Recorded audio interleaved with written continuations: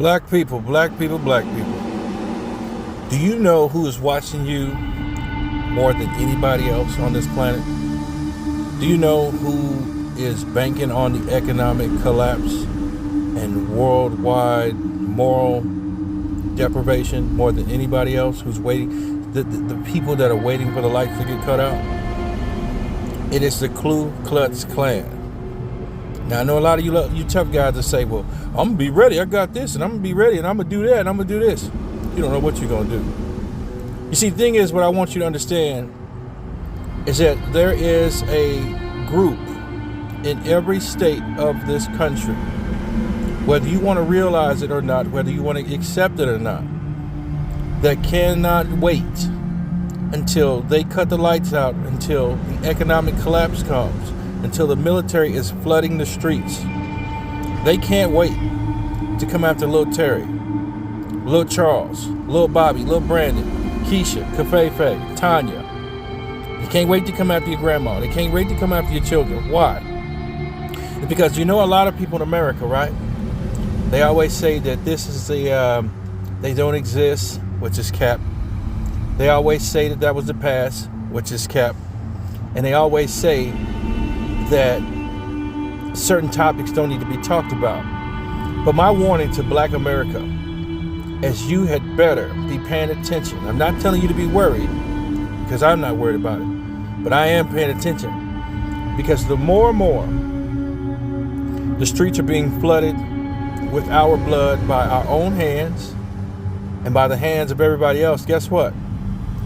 They are banking on the fact that a lot of black people who are in the loop, right, who are in the matrix, they can't wait to catch you off guard.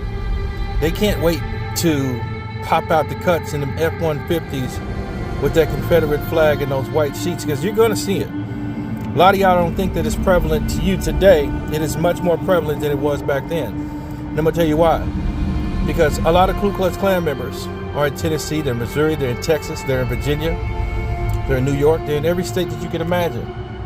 Now, one thing about them is they camouflage very well. And you got to understand, right? It's not that people in this country like you. It's the fact that they've come to terms and accepted the fact that they have to tolerate you. Tolerating somebody and liking somebody are two different things, right? When someone likes you, they do right by you, right? They respect you. But when someone tolerates you, that's more so of a camouflage to say, hey, I'm going to have a certain demeanor towards them, but my inward plans are to do you harm.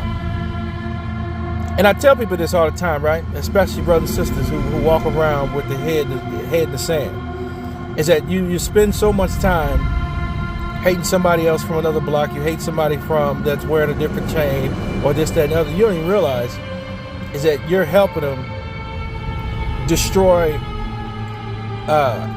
yourself, so that way when the real battle comes, guess what? It ain't gonna be that many men left to protect the women and children.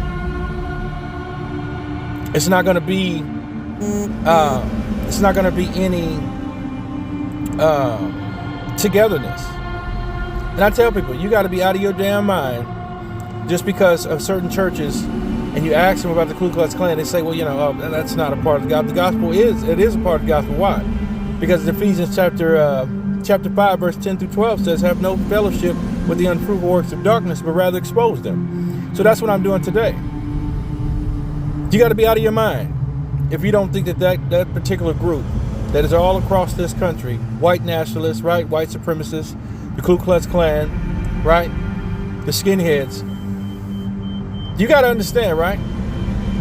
These people every day are practicing in countries, in places. When I say countries, I'm talking about the back parts of these countries like Kentucky, Tennessee, so on and so forth, Georgia, the Chitlin Circuit.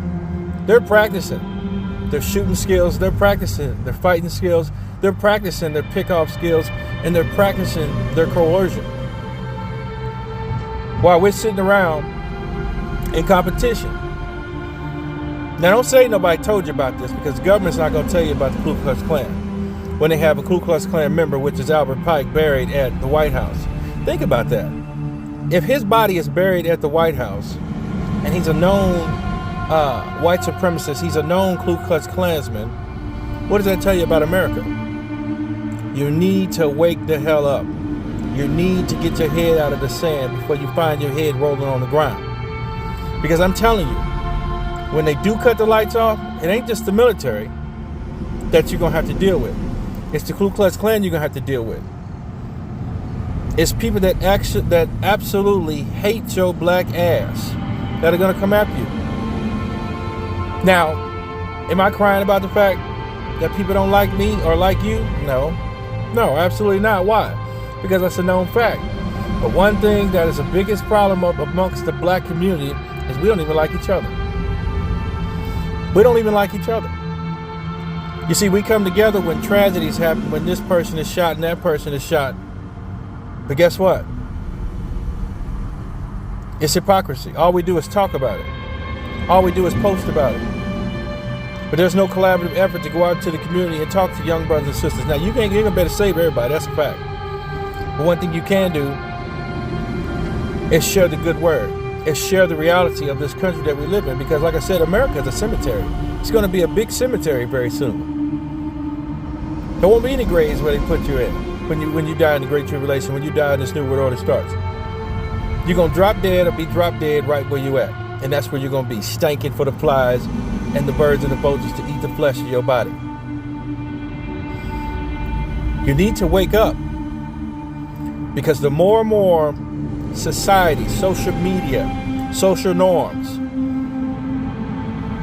show you how they feel about you, you don't need to be like a damn puppy dog crying at the feet of people who don't like you.